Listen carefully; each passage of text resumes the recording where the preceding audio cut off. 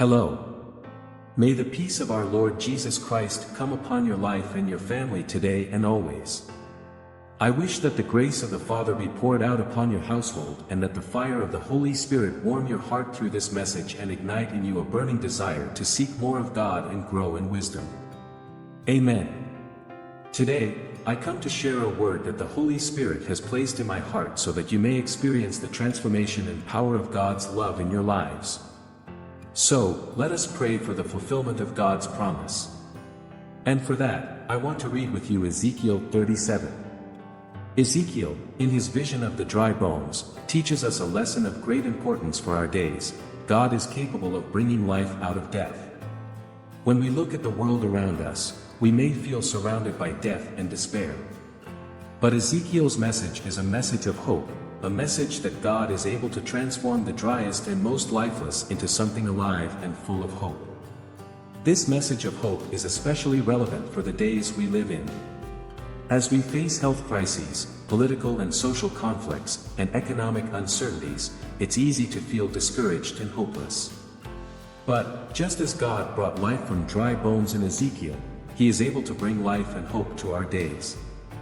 Nowadays, it's easy to be divided by political, social, and religious issues. But God calls us to unite around His purpose and His will. When we are united in Christ, we can be a powerful force for positive change in the world.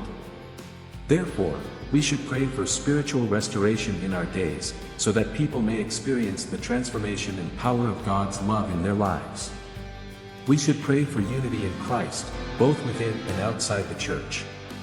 And we should pray for the fulfillment of God's promise to bring restoration and redemption to His people. May we trust in God in all circumstances, knowing that He is able to bring life out of death and hope out of despair. But before we continue, I want to encourage each one listening to this message of hope to subscribe to our channel. Here, each subscriber represents a soul hungry for the living word that transforms, heals, and liberates. By subscribing, you'll be strengthening our faith community and allowing the Word of God to reach more and more hearts. So, I kindly ask you to click on the subscribe button, enable notifications by clicking on the bell, so that you may be blessed with every message that God delivers to us. And if you're already subscribed, share this message with someone you love. May the grace of the Father be poured out upon your household, and may the fire of the Holy Spirit warm your heart through this message and ignite in you a burning desire to seek more of God and grow in wisdom. Amen. The Lord God shows us that there is no situation He cannot resolve. Just one word from God and everything is settled. And for that, I want to read with you Ezekiel 37. Since the text is lengthy, today we'll read a few verses and explain.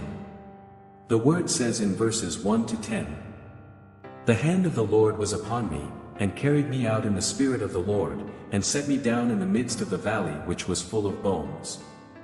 And caused me to pass by them round about, and, behold, there were very many in the open valley, and, lo, they were very dry.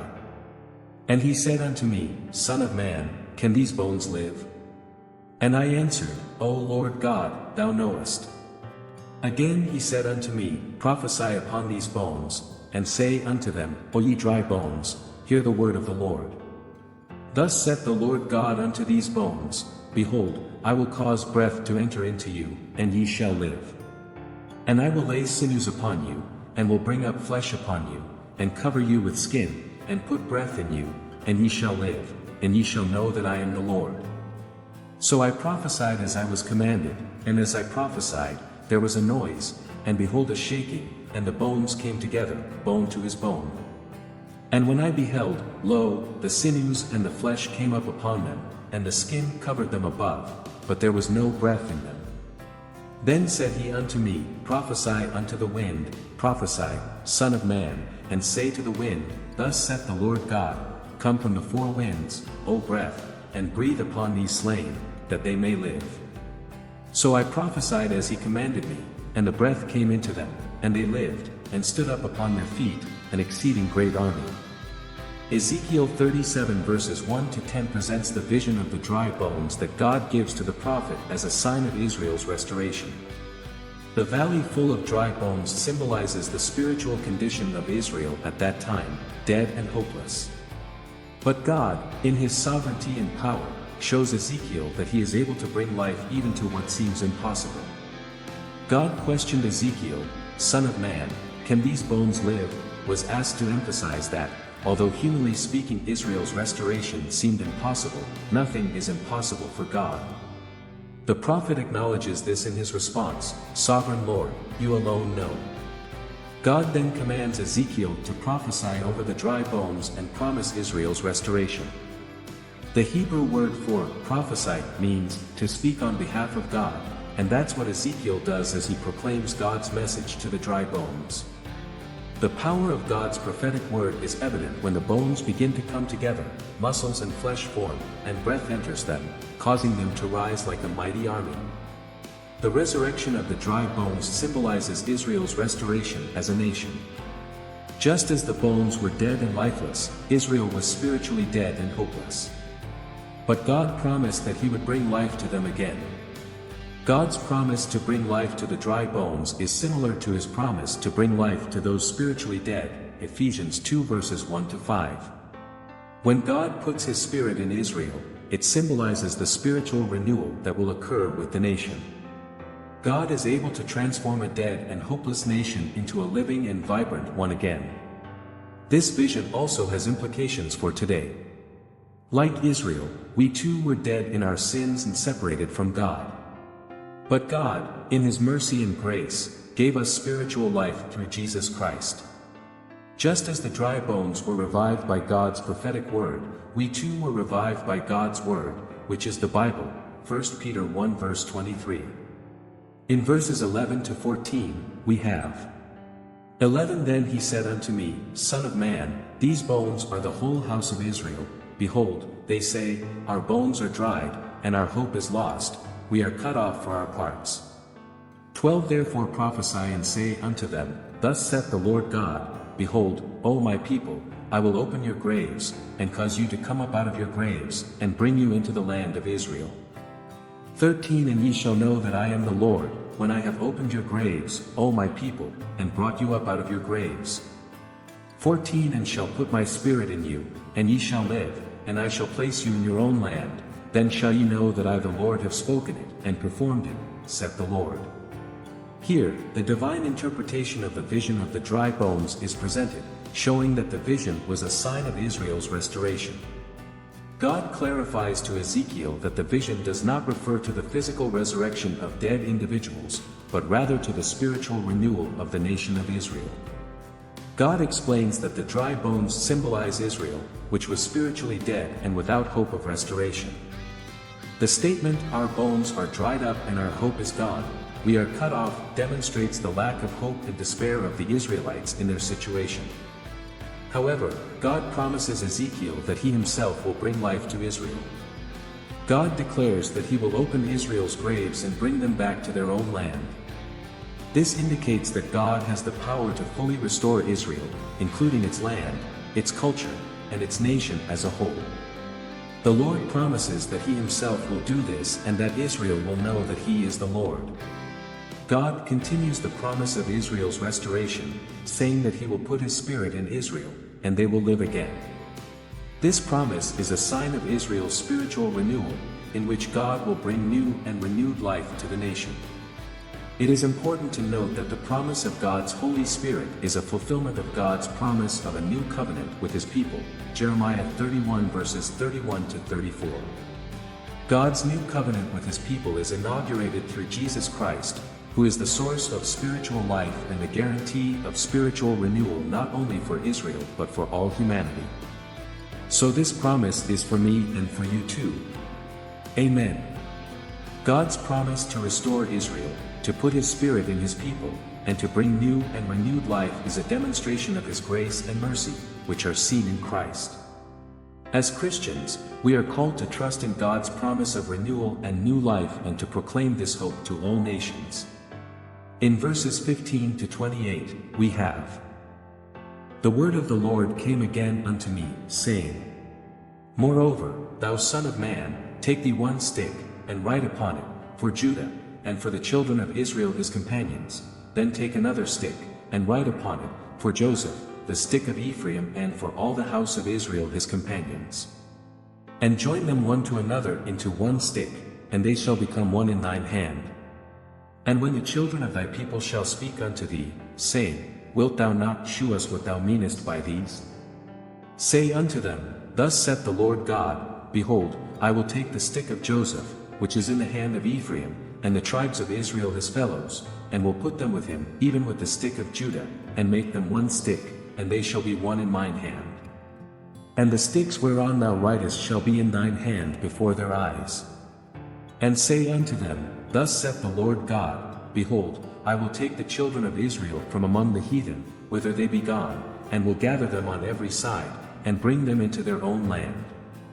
And I will make them one nation in the land upon the mountains of Israel, and one king shall be king to them all, and they shall be no more two nations, neither shall they be divided into two kingdoms any more at all. Neither shall they defile themselves any more with their idols, nor with their detestable things, nor with any of their transgressions, but I will save them out of all their dwelling places, wherein they have sinned, and will cleanse them, so shall they be my people, and I will be their God. And David my servant shall be king over them, and they all shall have one shepherd. They shall also walk in my judgments, and observe my statutes, and do them. And they shall dwell in the land that I have given unto Jacob my servant, wherein your fathers have dwelt, and they shall dwell therein, even they, and their children, and their children's children forever, and my servant David shall be their prince forever. Moreover, I will make a covenant of peace with them, it shall be an everlasting covenant with them, and I will place them, and multiply them, and will set my sanctuary in the midst of them forevermore. My tabernacle also shall be with them, yea, I will be their God, and they shall be my people. And the heathen shall know that I the Lord do sanctify Israel, when my sanctuary shall be in the midst of them forevermore.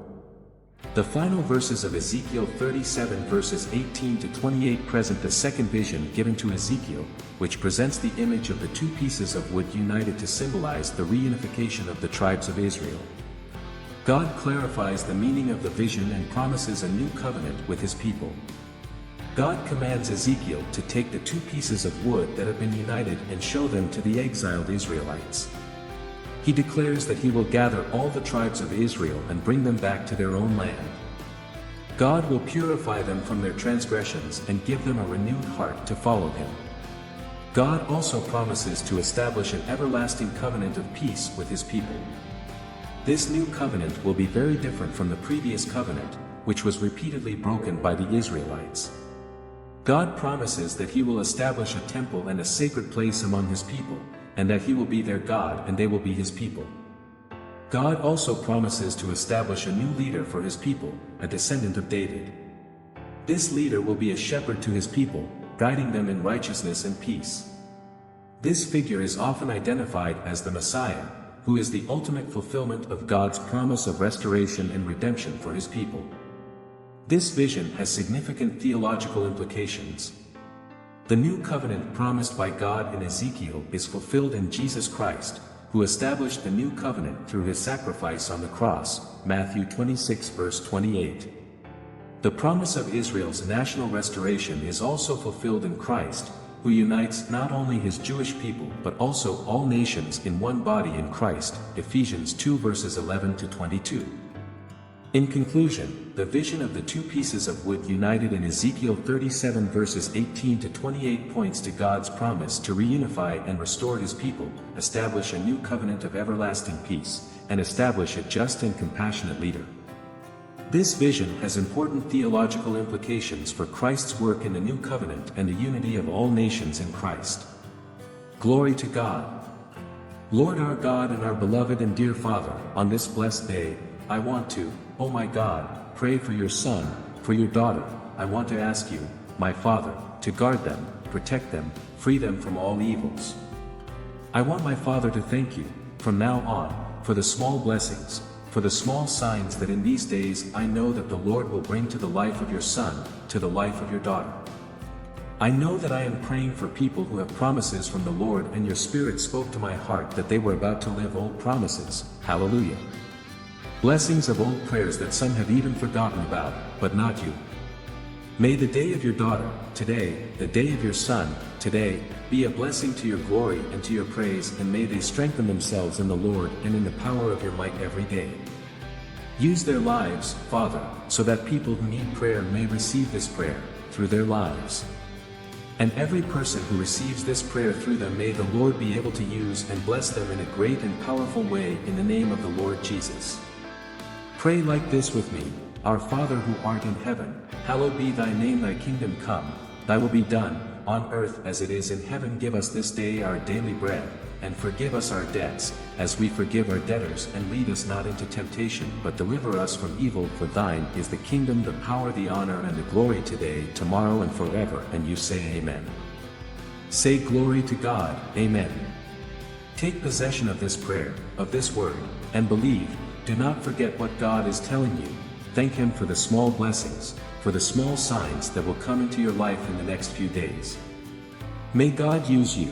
May God use you greatly today, so that other daughters and sons of God may receive this prayer, and every person who receives this prayer that was enlightened, may this same light come back much stronger to your life. I prophesy this in the name of the Lord Jesus.